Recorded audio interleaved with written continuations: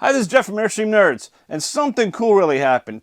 Camping World reached out to me and asked if I'd like to take part in the rollout of their new product, the Trailer Life Pathway Wireless Backup Camera System. They sent it out to me. They've asked me to hook it up. They've asked me to test it. They've asked me to review it. They've asked me to be honest. As you can see, haven't opened it yet, so let's start off by opening up and see what we have.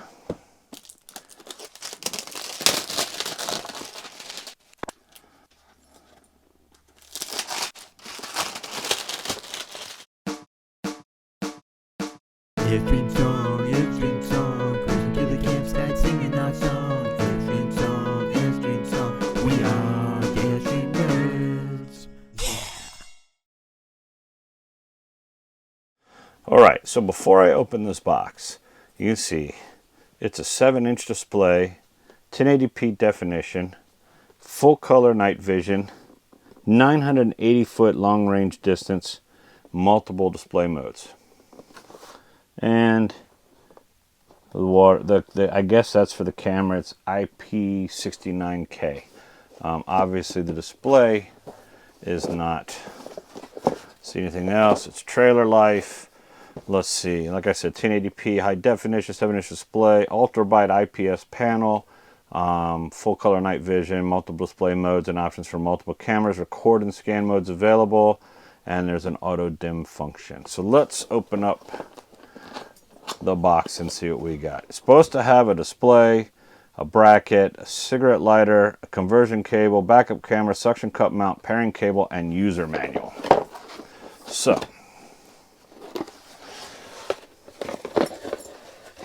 see, nice big piece of styrofoam on the top, manual tucked in the side here.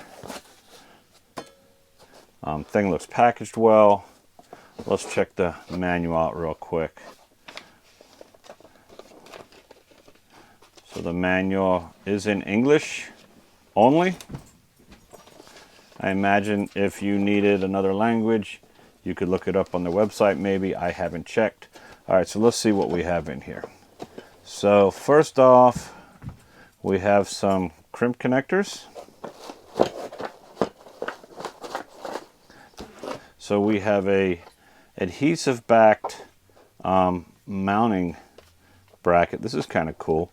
So these things are made for uneven dashboards. These things bend in and they can conform to like a slope or something like that. So that's a pretty nice addition. You can see that's the way it mounts on that T-slot type screw there.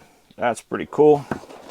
Let's see, here is the suction cup. It's got a piece of plastic on it, which we're not going to mess with. It's got the lock here that really pulls it in good there. You can see how much that suction cup works. Let's see, there is, same as the other side, there is an adjustment bolt. It doesn't adjust height here, it rotates, so that's nice. So you can, rotate it where you want it and then tighten it back down, and then using the T-square or the T-screw to load it back up. Okay, let's see what else we have. So here is the camera.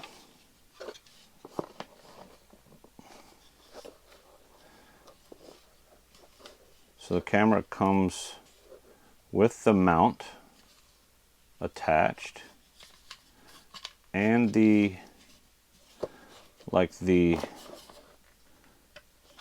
don't know what you want to call that, like the visor for it. It doesn't come out far enough to create a shade or anything for the camera. Now the camera has an internal adjustment, so there is no external screws to tighten down, but it's like a cam type thing inside that allows you to lock it into place. That's nice. No extra pieces that you need. That's your antenna, and that's your connector for power. So let's move on, see what else we got in here. let's, oh, there. Okay, I was wondering about that. Since I'm not looking into the top, that is the nice, I don't know what it is, whether it's silicone. We'll look in the manual later, but it feels like silicone gasket for in between this and the bracket, the side of your skin, or the skin on your camper or whatever.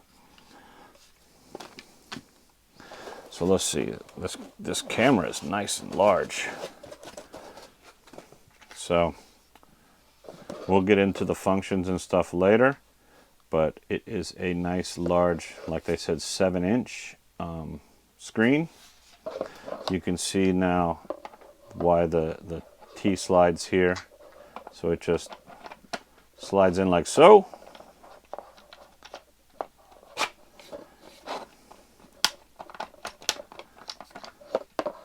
And you can mount that on a couple different places. I like that.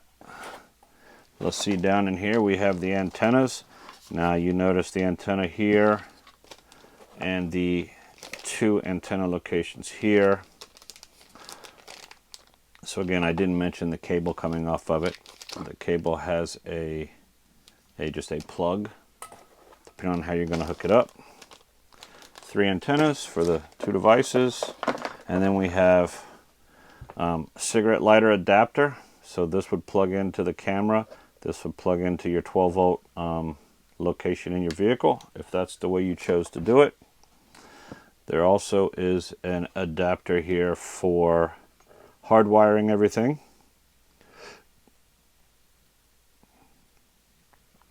With an extra, I'm not sure what that is for. Let's see. This must be the camera side. It's for a ground. Oh no, trigger. We'll have to look in the manual, see what that's for. Then we have an adapter pairing cable. I imagine this is for when we're first setting it up. We plug it into there, we plug the power in, we plug it into the camera, and then we can make sure that the camera wirelessly pairs to the display over here. And we have this little adapter cable that honestly I don't remember what they might have been calling that. Let's see up here. Pairing cable. Conversion cable. So this is a conversion cable. Again, in the manual, we'll figure out. And we have some screws. They look to be stainless steel. We'll figure that out in the manual as well. I have the monitor temporarily installed on my window using the labeled pairing cable. I like that the cables are all labeled up. And I have the pairing cable connected to the camera, which is sitting right here. Maybe I should set the camera in the window as well. And I'm going to plug in this to my lighter here. And I'm going to power it on. Oh, I like that. Power it on. So I have the menu.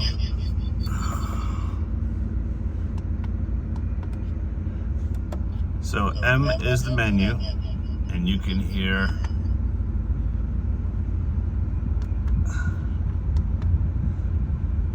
now the audio should be check 1 2 1 2. Okay, so that's the mute on, that's the mute off. Okay, so it automatically paired. So let's run through. So it's not a touchscreen, didn't think it was. So let's go through the different options here on the menu. So we've already done pairing. Like I said, all I did was plug it in and it worked. Picture gives us the option for brightness, contrast, color. The camera LED on or off, that's for night vision. Let's go back here. Oops, wrong direction. So mirror, basically once we flip this going backwards, oops, hit the enter button. It allows us to change the way the camera is installed, whether the camera is installed this way or this way. So like, if we had the camera for whatever reason we needed to do it that way,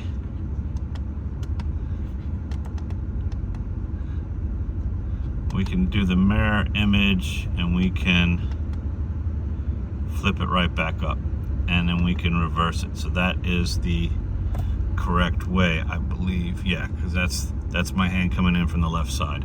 So that just gives us the ability to mount the camera whatever format we want, or whatever direction we want. Depending on the different campers, you may need to do it that way. So you have the Q mode, which allows you to have multiple cameras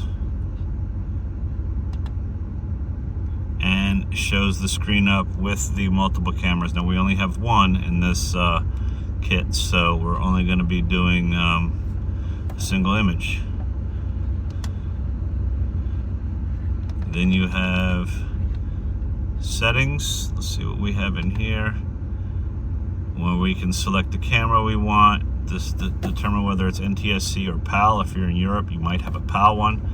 Auto dimming is on or off.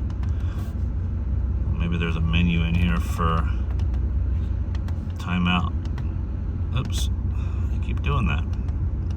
So plus and minus to scroll through the enter key.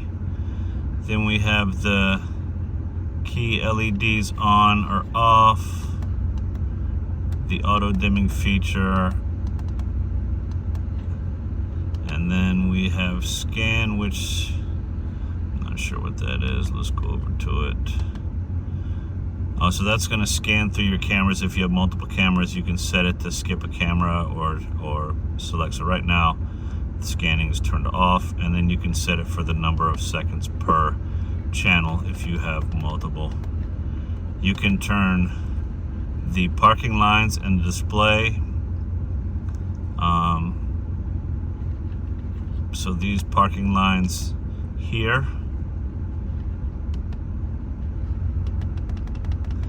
so this has a record feature. Did not. Oh, there is a spot right up here. Feels like for a memory card, so that's kind of cool. That's a feature I haven't seen on these before.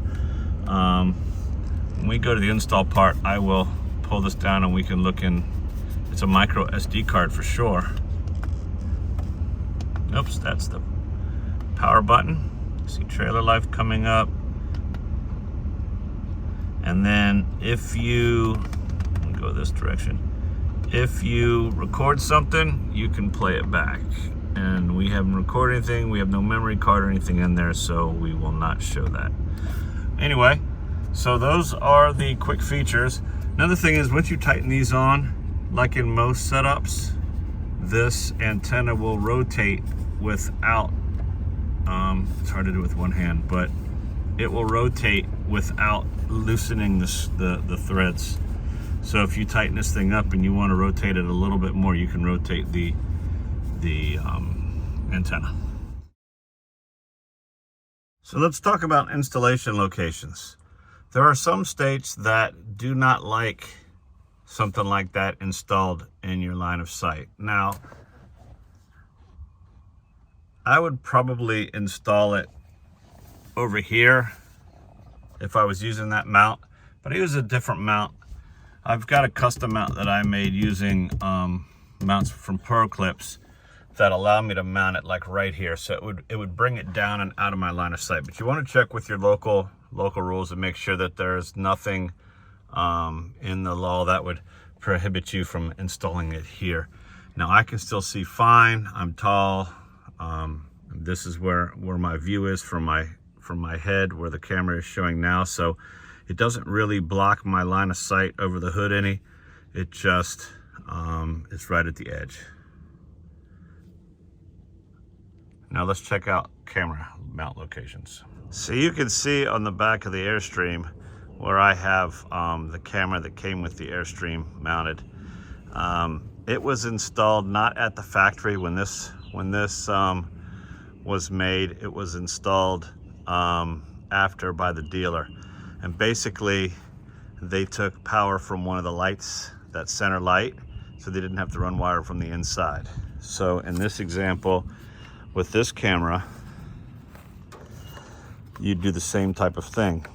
You would install the wire, pull one of the lights, wire the other end to the light, and then plug the camera in, and you could mount it somewhere. Now what I like to see is not necessarily behind me like a rear view mirror, but I want to see down here, and I'll show you that once we get this temporarily set up on my truck. But what I want to see is I want to be able to see the outer corners of my camper, and probably, like it's hard to see it here, but we're looking for being able to see the bottom edge of the camera and probably a good 10, 15, 20 feet behind it.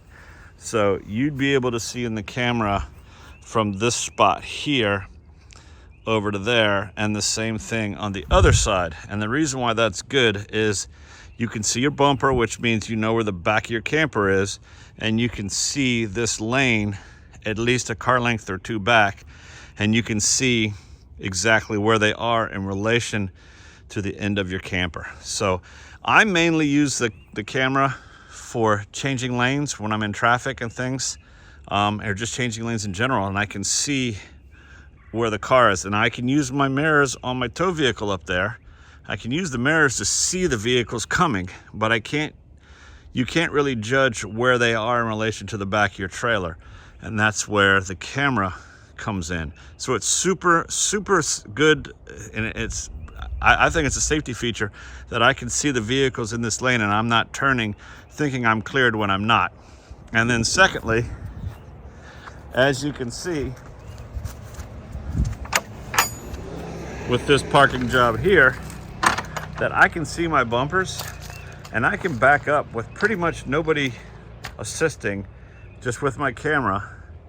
I can see the bumper and I can back up within inches of whatever I'm backing up to. So that's how I use the cameras. I don't use them as a rear view mirror. I find that not really useful at all. If you're driving with your curtains open in the back, you can see through the camper and you can see the traffic through your rear view mirror, just not very good. Okay, one of the things that might concern people, that especially ones that have Airstreams or any other camper that is all metal on the outside, they would be concerned about range. Now, the range that they've advertised is 900 and some feet, and right now I've got the camera mounted on the back side temporarily of my camper, and I'm parked right up to my Airstream, just like I would be if I was towing it, and I have a perfect image, nice pretty image of my backyard there. So I'm gonna go ahead and pull to the end of the driveway here, which I can never think of any other circumstance where I would need that kind of range. And we got that. Well, let's drive up to the end of the street and let's see when this thing starts crapping out. Now, I don't know how far the end of my street is, but this is a private road going up. And we are quite a ways away from my camper.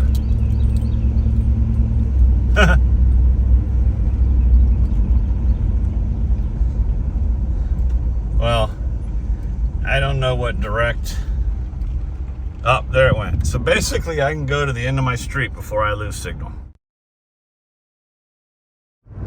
So right now we have the camera connected temporarily on the rack of my truck, and as you can see here, that is the top of my the tailgate.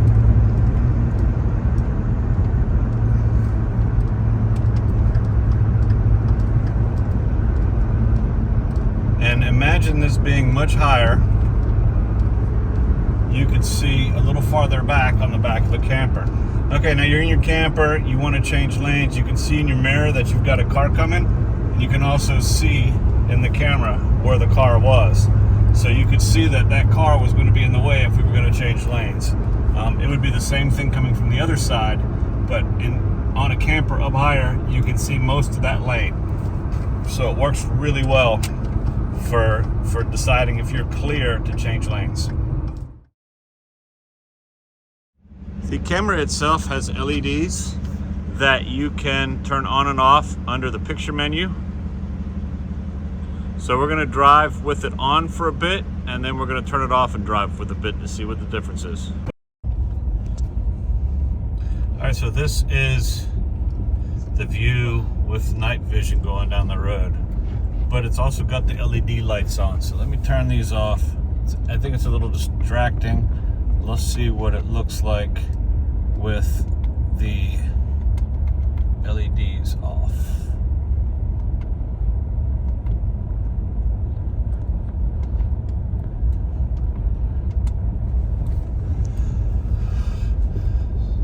So it really doesn't. The light that it's getting is from just my driving lights on my truck. That's what that red light is. It's kind of weird. Unless and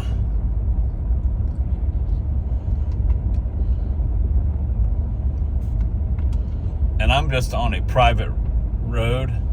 This isn't a highway or a county road or anything like that. Very little traffic on this road, so.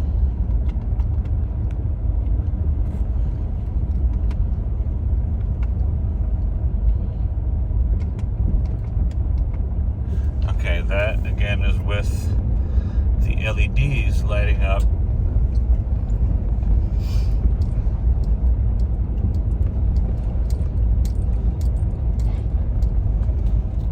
Really catches the,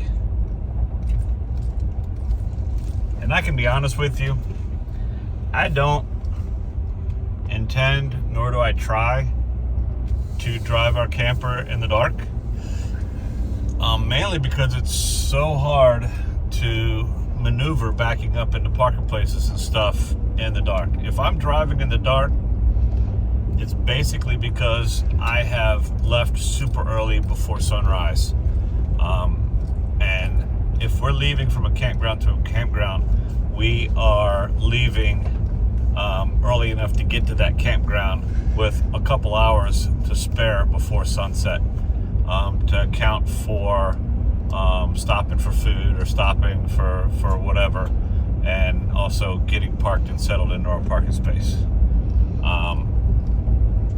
So I'm not super concerned about night vision and things of that sort. This thing worked great during the day, not so much at night. Now it'll certainly help, and we'll see when we're backing up in our driveway in a minute. When I back in, you'll be able to see those LED lights. Definitely will help backing up. It doesn't make much of a difference driving down the road. I can see cars coming, so I'd still be able to see my bumper down here and see the lights of a vehicle over here. So for what I use it for, it would be fine. As far as backing up close to something, we're going to find out how well it works right now. I'm going to back right up to, I don't even know what's in my driveway. Back right up and basically right up against the fence.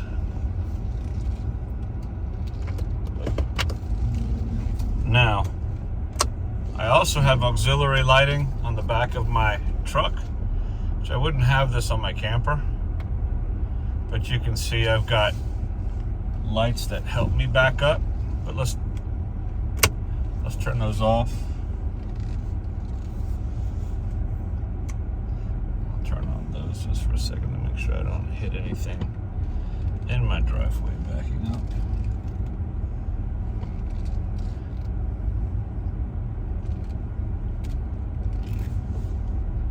Okay, so now we're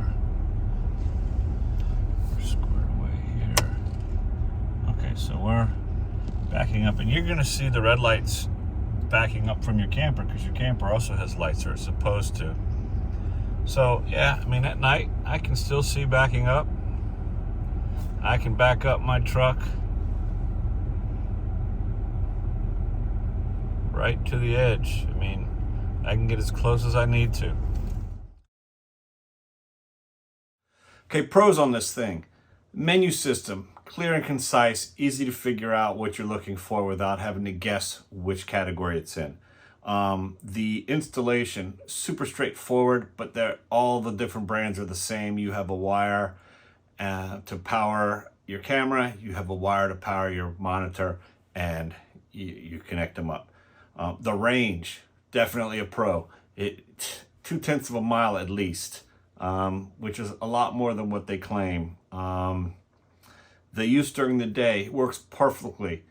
I only have a couple of cons, and they're not that major. One, I wish the view would be a little bit more widescreen. You've got a camera and it's mounted up real high, and I get that a lot of people use it as a rear view camera, a rear view mirror, but I like to see a wider view, so I can see not only what's behind me 15 feet, my bumper, but I can also see what's beside me 15, 20 feet. This does a good job, but if it was a wider screen, wider angle camera, it would catch more of the width behind you as opposed to just the depth. And the night vision. Night vision isn't the best that I've seen. It uses the LEDs and it uses whatever ambient light.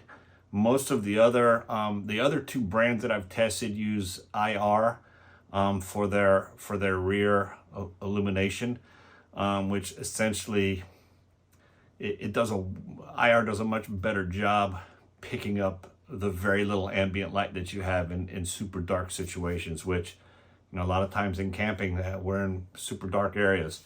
But again, I don't drive at night. Like I said in the video, I purposely don't drive at night. It's just much easier driving a camper. I'm not a truck driver. I don't do it for a living, and I also don't do it every day. So when we drive our camper, it's more comfortable driving during the day. So we make sure we leave ourselves the times that we can get to where we want to go in the daylight.